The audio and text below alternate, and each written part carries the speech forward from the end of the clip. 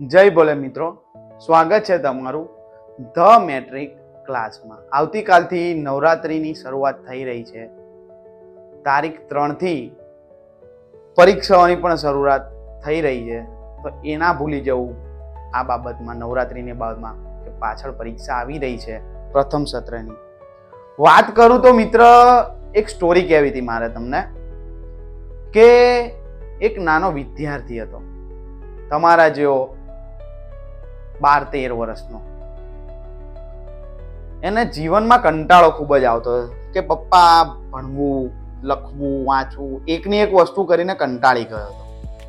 એના પપ્પાએ કબાટ ખોલ્યું, અંદરથી એક સફેદ કલરની ટી શર્ટ કાઢી અને એને આપી કે લે બેટા, આ તું ટી શર્ટ 100 રૂપિયામાં વેચી આય બજારમાં જઈને. એટલે છોકરો ગયો બજારમાં, આખો દિવસ ઉભો, આખો દિવસ 100 રૂપિયા 100 રૂપિયા 100 રૂપિયા 100 રૂપિયા, અને સાંજ પડતા પડતા એ ટી શર્ટ વેચાઈ ગઈ. એટલે ખુશ થઈને ઘરે આવ્યો, પપ્પાના હાથમાં 100 રૂપિયા આપ્યો. પપ્પા લો 100 રૂપિયા, મેં ટી શર્ટ વેચી દીધી. બરોબર. એટલે પપ્પાએ ફટ લઈને ફરી કબાટ ખોલ્યું, લે બેટા સેમ ટી શર્ટ સફેદ કલરની, અને આપી, લે બેટા આ ટી શર્ટ હવે તારે 1000 રૂપિયામાં વેચવાની. એટલે છોકરાનું મગજ ફાટી ગયું કે હારું 100 રૂપિયાની ટી શર્ટ વેચતા વેચતા મને હાંજ પડી, અને એ જ ટી શર્ટ, એવી ટી શર્ટ મને 1000 રૂપિયામાં વેચવાનું, કે પપ્પાનું મગજ ફરી ગયું છે કે શું હે.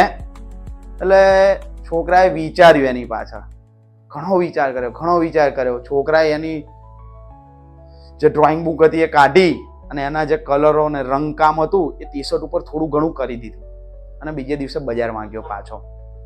એ રંગકામ વાળી ટી શર્ટ એને ચાલુ કર્યું વેચવાનું. 1000 રૂપિયા 1000 રૂપિયા 1000 રૂપિયા. એટલે એક નાની છોકરીને એ ટી શર્ટ ગમી, અને 1000 રૂપિયામાં એ ટી શર્ટ એ છોકરીએ ખરીદી લીધી. પાછો ખુશ થઈ ગયો, 100 રૂપિયા વાળી ટી શર્ટ મેં કેટલામાં ખરીદી? પપ્પા 1000માં ખરીદી. પપ્પાને ઘરે જઈને 1000 રૂપિયા આપ્યા. 1000 રૂપિયામાં ખરીદી શું, 1000 રૂપિયામાં વેચી. પપ્પાના હાથમાં જઈને ફટ લઈને 1000 રૂપિયા મૂક્યા, લો પપ્પા વેચી કાઢી આપણે 1000માં. પપ્પાએ કોઈ એક્સપ્રેશન ના આવ્યા. ફરી પપ્પાએ એનું એ જ કબાટ ખોલ્યું, ફરી સફેદ કલરની ટી શર્ટ કાઢી, કઈ સેમ એની, અને હાથમાં આપી છોકરાની, કે આ ટી શર્ટ હવે તું 10,000માં વેચાય. પેલા છોકરાનું તો મગજ ફાટ્યું, લે આ 100ની 1000માં વેચાય ત્યાં સુધી તો ઠીક હતું, પણ હારું 10,000માં તો કોઈ હિસાબે ના જાય. રંગકામ કરું કે ગમે એ કામ કરું. એટલે પાછો છોકરો પોતાની રૂમમાં ગયો.